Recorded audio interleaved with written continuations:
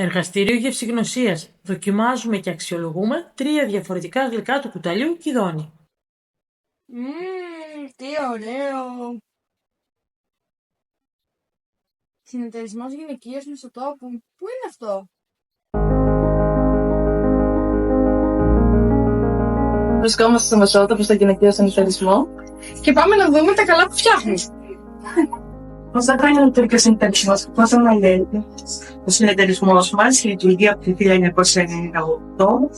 Ξεκινήσαμε με 25 ηλεκτρικά μέρη, που αυτή τη στιγμή είμαστε 39.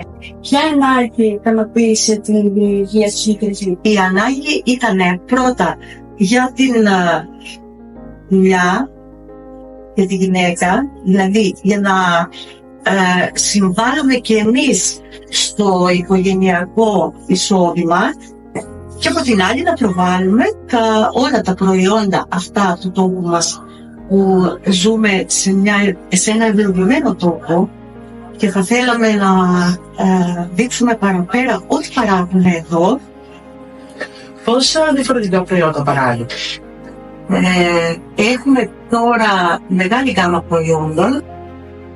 Αξιοποιούμε τους καρπούς της λεσβιακής γης και φτιάχνουμε όλα αυτά που βλέπετε. Θα σας οδηγήσουμε στα μονοπάτια της γεύσης και της παράδοσης με παραδοσιακές συνταγές από τη γιαγιά φτιαχμένες στα σύγχρονα εργαστήρια του συνεταιρισμού μας. Τόσο από όλα αυτά που αναλαμβάνουμε και τροφοδοσία φαγητών πάνω σε όλη τη Λέσβο.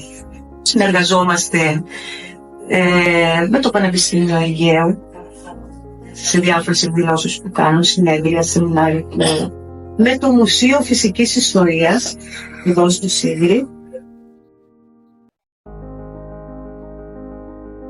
Πιστεύουμε ότι η υπευθυνότητα, η συνεργασία και η καλή οργάνωση του συνεταιρισμού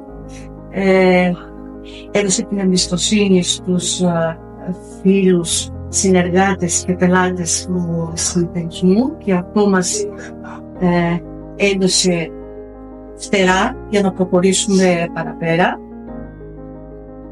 Το κοράγιο και θέλεις να κάνει όλα. Άμα δεν έχεις κοράγιο και κοιτάεις καλπιές, τίποτα δεν θέλεις.